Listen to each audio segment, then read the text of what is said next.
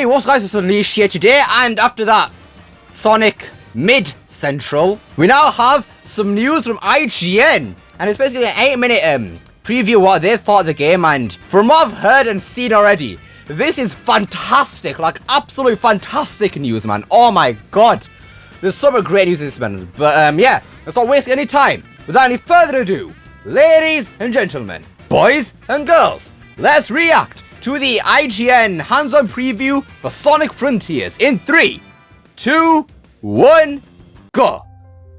Here we go. I want to hear what I've read already, man. It was amazing. Sonic's done a lot in 30 years. He's been a pioneer of the high-speed 2D platformer, an Olympic athlete, a respectable kart racing enthusiast, a fighter, a TV star, and a Hollywood blockbuster movie star as well. But he's never done open world. And Sonic work in progress. All right, yes. I was fortunate enough to be one in development footage. Yes. Oh my god. Hands-on with Sonic Frontiers. Yes, that is what we need. Okay, that is amazing. If you're worried about how the blue blur will fare in this unfamiliar genre, well, I think Crush 40 probably put it best. Open your heart. It's gonna be all right. All right, that's good. That's good. Good news. Good news. Good news.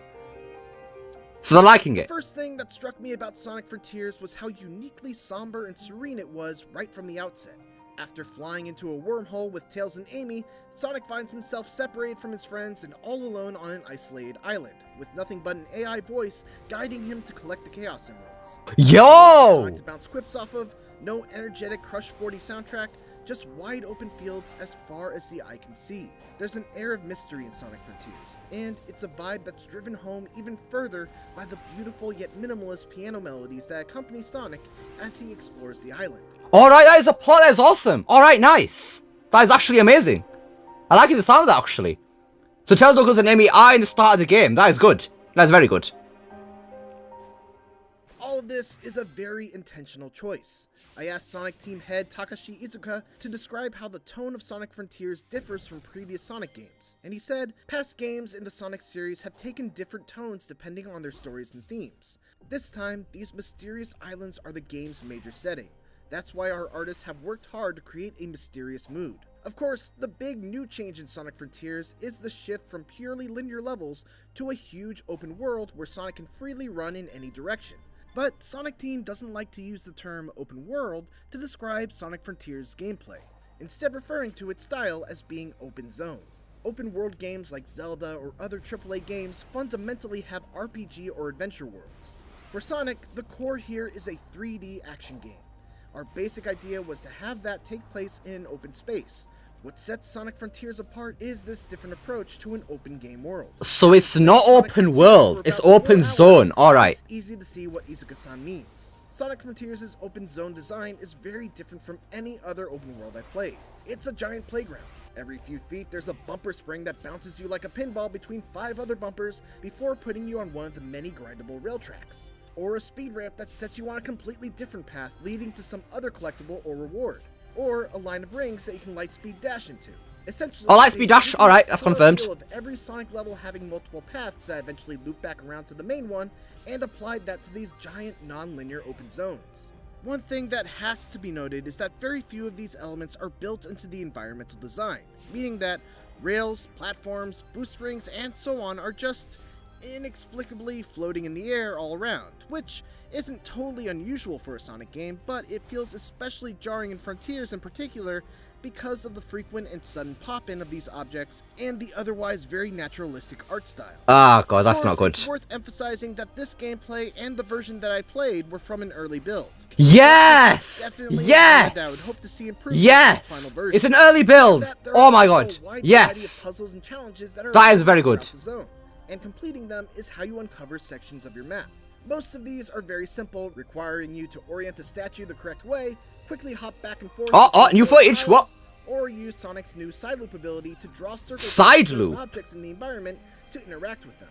The best ones, though, not spin cycle. The clock where you have to get from point A to point B in a limited amount of time. I like that. Yes, that's good. Frontiers level design makes straightforward races like these a ton of fun because you have to try and improvise a path to the end that might not be immediately obvious. I like the sound of this actually. All right, new tricks. Let's hear this. This music. Listen to this. Some exceptions. Unleash the gods. Sonic games generally isn't a thing that goes much deeper than jumping rolling, or using a homing attack into enemies at the right time. That changes in Sonic Frontiers, which now has you fighting all sorts of wandering enemies and mini-bosses using an all-new array of incredibly flashy attacks. It's not all style and no substance though. Sonic is able to quickly dodge using the bumper buttons on the gamepad, and by pressing them together, he can even parry attacks with the right timing. His homing attack also feels much more powerful, landing with a ton of impact and keeping Sonic stuck to his enemy, allowing for a flurry of follow-up strikes. One of the things that I really appreciate about the combat from what I played is that there are usually multiple ways to deal with specific enemies. Like, take for example this guy, who has an impenetrable shell that he can expand into spinning blades and throw at you. One way to deal with him is just to carefully time your homing attacks so you don't get hit by the blades. But if you do that, the window to damage him is small. To increase that window, you can either parry the blades and knock them away right before they hit you, or you can even use Sonic's side loop ability to encircle the enemy, which causes the shell to go flying up. Is it not called Spin Cycle then? Weird. Unless a Spin Cycle something else, I don't know. EXP that you can use to purchase new skills from a skill tree. Yes, new skills! Here's a really nice feeling of power progression. That is good, yes! The leaks were right! Some of the later skills that you can get are just unbelievably cool. And oh yes! Oh yes! Oh yes! Sonic can attack enemies beyond just spins, jumps, and bumps. In addition to these smaller enemies, there are also a handful of enormous world bosses that I had to contend with. These are near Shadow of the Colossus-esque in their scale, with one in particular against a beast named Osura, requiring Sonic to hit the Titan to slam the ground and then boost up its arm in order to reach the weak spots on its head. It's an ambitious boss battle, far beyond anything I've seen in the Sonic series to date, but it's also the part of the game that needs the most work. Far too often I'd fly off the boss's arm without knowing why, or I'd get to the top and for some reason lack the momentum needed to actually reach the head. Sonic must hunt down and defeat these bosses in portal gears, portals that lead to bite-sized linear stages, CYBERSPACE style of previous Sonic games, giving Sonic Frontiers a nice mix of both old and new styles. These classic levels each come with a handful of optional goals, like beating the level under a certain time, collecting all the red rings, and so on, with each goal rewarding you with a vault key, which are needed. Oh my god! Chaos Emeralds. Chaos Emeralds! Oh! Sonic Frontiers is an exciting new step forward for the Sonic series into uncharted territory, and based on my time with it, Sonic Team seems to have hit upon a winning formula. There's yes, that's what I want to hear. Before it's released during the holiday season. There's a lot of distracting pop-in, there's a fair amount of bugs still left to be squashed, and the big boss fights could do with some tweaking.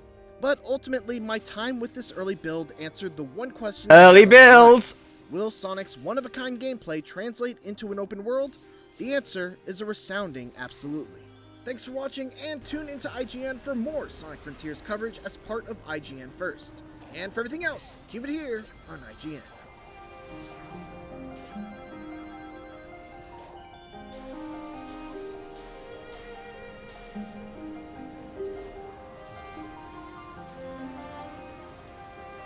Oh my god, this music, listen to this, man! Oh my god, Otani, you absolute legend. This is beautiful, oh my god. I'm gonna cry. Can we just have a round of applause? Like, oh my god, IGN. Thank you. Oh my god. IGN has just single-handedly kind of saved Sonic Frontiers. They've confirmed CYBERSPACE, which are basically just boost levels. Linear, red star rings, time trial, that is brilliant. They confirmed the story.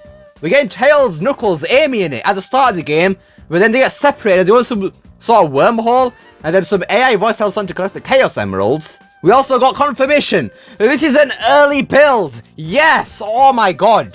That is fantastic news, man. That is absolutely fantastic news.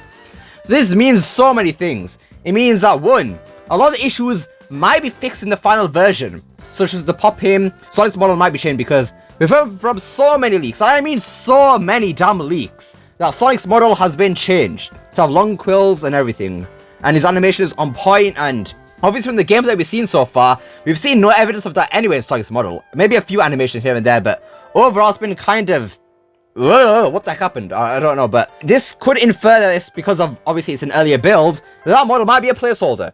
Socky, the hope is still there. I believe in you, Socky. Please, please, say that the model shit is changed. Like, God, that model is not very helpful when it comes to animating it at all, man. They should have just done that for Sonic Central. This was my Sonic Central today. That was amazing, man. Oh my god, this is making me so much happy. Yeah, then I'll already... Well, I sort of was kind of disappointed with Frontier so far because obviously all the problems I had, but this confirms right here that the game is earlier build. We got cyberspace in there. The skill tree, I forgot about the skill tree. Skill tree is in there. We can unlock new moves for Sonic. The combat, what we've seen, some of our theories and everything's been correct. We were just seeing the start of the game. Sonic's gonna unlock more things later on in the game. That is amazing. Like, what else did they say? Oh yeah, the game is not open world then. That has been thrown out of the window. It's not open world, it's open zone.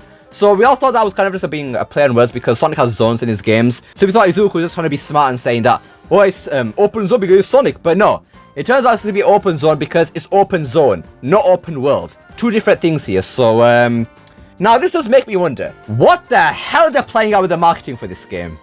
What are they doing? Why are they showing earlier builds? Why? Why are you showing early Sonic Team? Sega, what are you doing? Do you know how much of an issue you've caused for yourselves by showing earlier builds? Sonic Frontiers has been described as a bad game by many, and I mean many people, because of your dumb decisions, showing earlier builds of the game. Oh my, Sega, you absolute idiots. I can't help but hate you, but love you at the same time. God damn it, Sega, why do you... Why do you do this, Sega? Why? But, yeah. Also, yeah, last thing. For some reason, the spin cycle got a side loop. Not the spin cycle, so you know what's going on there, but yeah, that about does it for today's video. So, oh my god, IGN has pretty much just saved Sonic Frontiers. They gave so much details here. Earlier builds, that model might be a placeholder, all the issues could be fixed. 2, we got cyberspace in the game, it's confirmed at this point. We got Tails, Knuckles and Amy, all the plot has been shown off. The game is not open world, it's open zone. We got that too. We got Skill Tree. Skill Tree is in the game. My theory's been correct. You can unlock more things for Sonic in the combat. And the story of Frontier is going to be absolutely amazing. I can just tell already. What do you guys think of all this news? Let me know down below. I'd love to see what you guys have to say. Hope you enjoyed this video. Don't forget to like, share, subscribe. Especially that last one. Don't forget to become unleashed by hitting that join button down below. And remember, it's not necessary. And I'll see you all next time. Peace! Why have I sounded so aggressive in this video, I swear to God. Anyways, peace!